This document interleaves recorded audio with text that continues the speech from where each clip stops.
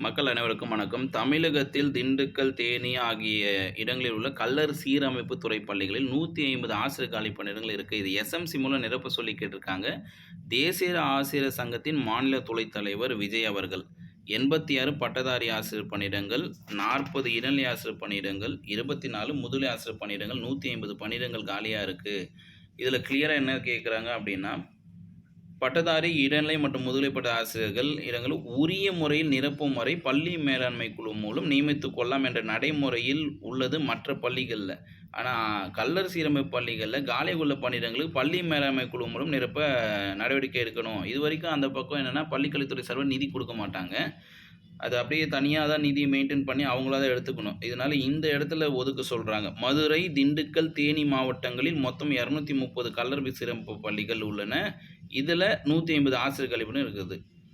அடுத்து இதில கிளியரா என்ன கேட்குறாங்கன்னா, பள்ளிக்கல்வித்துறை அமைச்சர் உடனடியாக இதில் கவனம் செலுத்தி, ஆசிரியர் பணியிடங்களை முறையான கலந்தாய்வு மூலம் நிரப்ப நடவடிக்கை எடுக்க வேண்டும். அதன் பிறகு ஜூன் 4ஆம் தேதி பள்ளி துவங்க இருப்பதால, பள்ளி மேலாண்மை குழு மூலம் ஆசிரியர் நியமனம் செய்ய அரசு அனுமதிக்க வேண்டும்னு கேட்டுக்கிறாங்க. 2மே கேட்குறாங்க. இப்போதைக்கு தற்காலிக ஆசிரியரை நியமிங்க. தேர்வு வச்சு எங்களுக்கு நேரடி நியமனத்தையும் பண்ணுங்கன்னு கேட்குறாங்க. அப்போ இந்த பணியிடங்கள்லாம் வந்து தற்காலிகமாவே இருக்குமா சார்னா, தற்காலிகமா இருக்காது. உங்களுக்கான தேர்வு வரும். செகண்ட் டிகிரி டீச்சர்ஸுக்கான தேர்வு. எத்தனை பணியிடங்கள்? எம்பிசி டிஎன்சில ஒட்டுமொத்தமா 40 எஸ்ஜிடி பணியிடங்கள் இருக்கு. பிடி ஆசிரியர்களுக்கான பிடி, பிஆர்டி தேர்வுல பார்த்தீங்கன்னா, அது ஒரு 86 பிடி போஸ்ட் இருக்கு. பிஜிக்கு ஒரு 24 இருக்கு. அப்போ இந்த 150 பணியிடங்கள்ல ஒரு 12 எஸ்ஜிடி, 20 பிடி, 43 பிடி இதுபோல பாதி அளவான பணியிடங்கள் நிதி ஒதுக்கப்பட்டு நேரடி நியமனத்துக்கு வரும்.